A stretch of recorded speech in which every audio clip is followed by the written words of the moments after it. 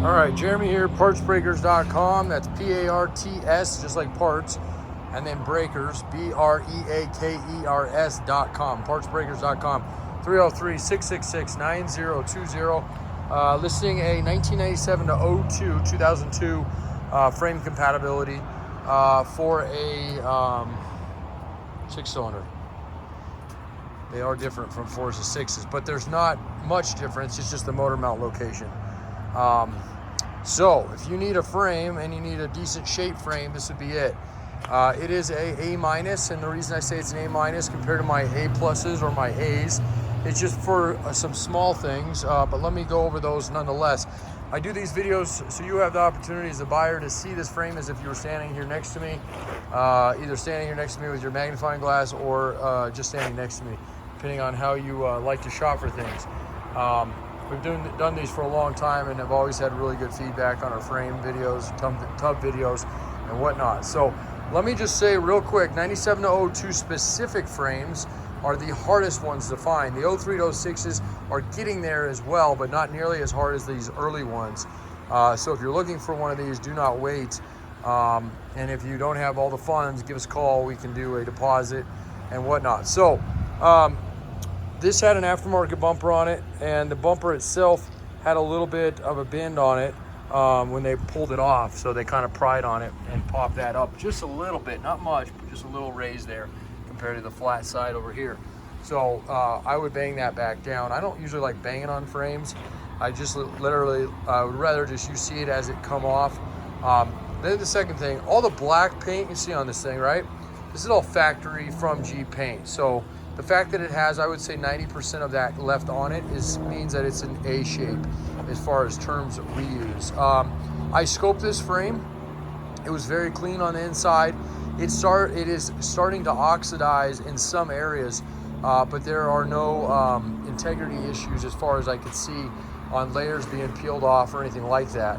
Normally our frames are really clean on the inside, and this one is clean, but there are some areas, like I said, that are starting to show signs that if you don't treat them or you do introduce salt, like in the Midwest, East Coast, you're gonna have problems with it. So this frame will sell for a couple $100 less because of that, and that's a good opportunity for you. We never discount these early frames. So and the areas that you see here, you start seeing a little bit on the inside of this guy, and it's still pretty smooth, but you're starting to see a little bit here, oxidized metal. This is what happens, right? Bare metal here.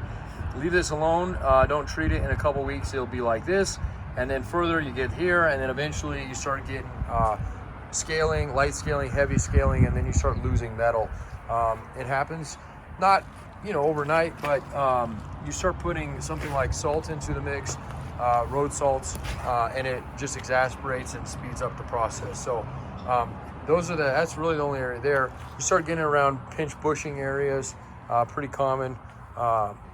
These back horns, as people call them, are in really good shape. This is where I started seeing a little bit on the inside here, and you can kind of see down in there. Okay, so not thinning at all, but definitely something that needs to get treated. And a Rust-Oleum, Port 15s, there's a couple products out there that people have used that buy these frames from us. But to each his own as far as what you want to do. You can bolt this frame on and use it as is. It's in really good shape. I would personally, if you're going to do the time and the money to get this far into the project, I would personally just treat these minor things. So top of the coil spring buckets, you're starting to see it here. Okay, I'll show you the bottom here in a second. It's mainly on the top, and it just because they're kind of a moisture trap. Okay, but again, nothing structural as of right now, mainly just cosmetic. This side is, you can start seeing, this is where you start getting layers. And so what you have here is you have the frame bucket bracket, right? And then you have your coil actual bracket. So what we really don't like to see is when these get real bad and start eating into this. And then at that point, you're replacing that guy. It just gets weak. So that's not nearly there yet, but a couple years of not being treated, and it will be. So perfect, straight, clean frame. Let me flip her over here and give me 1 second. Look at our cloudy sky today.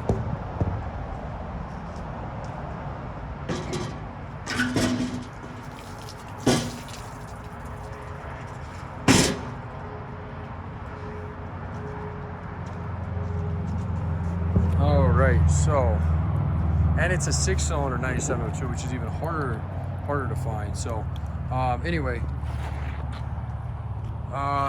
so these areas always get eaten out, and these are actually in really good shape still. So I mean, that's how you can still tell this is still a quality frame. You know, coil, look at how clean these are. These are still really clean. Shock towers here, these love to rust out. And if you look on the inside, on the tops, this is perfect paint. This scoped out really clean on the inside. On the top areas, the only areas is lightly oxidized or starting to get a little bit of rough is on these bottom sides here. But this is another area. It's a metal on metal area. It always happens when they get a little oxidized. These are still in very clean shape. And not only that, but the threads are good still. You can see the nice shiny threads down there. No broken holes. Okay, so if you're in the East Coast, Midwest, you might be replacing your frame for this section right here. This is what loves to rust out, and this is in really clean shape still. There's no holes, no soft spots, no integrity issues. This is still solid. This is the area that I would spend the most time if I was in the Midwest or East Coast on, as far as prepping this frame for future in the future environments out there. This is the spot that loves to rust out the fastest. So let's take a look at the underside of these guys. Okay, so now this is exactly what I was telling you. These are really nice, clean. Matter of fact, this is still nice, smooth. This needs to be cleaned a little bit, but you can see as I wipe away the dirt in there, nice, clean, fresh paint, or not fresh paint, but original paint, okay? And a little bit of oxidized metal, maybe a little bit of sandpaper feeling, but nothing flaking off here and then coming all the way around the backside, okay? Same thing, real clean there. The cross member that goes above your gas tank, that's nice shape. That's another area that loves to rust out. And then let's look at this one here, okay? Same thing, all the way around here. Really nice and clean, okay? But again, it's bare, so don't run it bare. Get it covered, get something on it, okay? Sandblast it if you want to. It's not necessary, but this frame would be a good candidate for it.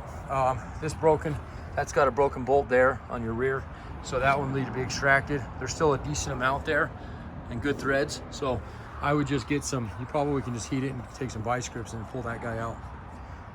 Anyway, I'm gonna run. I always do these videos about 10 minutes, so this is getting up there in that. So again, 303-666-9020. Any questions, comments, concerns? It's the easiest thing. I say this in all my videos. Pick up the phone and call me, unless you're out of the country, you're deaf, which I understand. We have several deaf customers out there. And in that case, feel free, text me, email me, whatever it takes. But if you can call, because there's questions out there that people have, freight questions, swap questions, how to do it. I've been doing this for a long time, and I can help you in this project. They're not that difficult to do, but there is a way to do them easier. There's a way to do it more difficult. So don't hesitate to reach out. And one more thing, cross members, gas tank skid plates, axles, all that stuff, right? If you're in the Midwest, East Coast specifically, or even sometimes here in Colorado, you got some rust on those things, starting to see brackets breaking, integrity with those things are failing, or they're just high mileage. We can load the frame pallet up. It actually does not increase the cost of the shipping by making these heavier. Because it's so big, the freight company penalizes us because these aren't very heavy. So the heavier we make it, the cheaper the shipping usually gets, okay? So if you need that stuff, get a list together and we'll add it to the pallet and you'll pay for the item.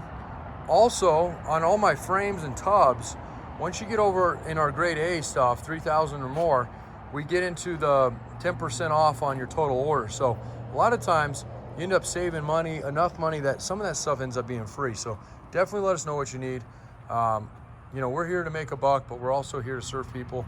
And it's a small business we own out here, 7 acres, rust-free Jeep parts.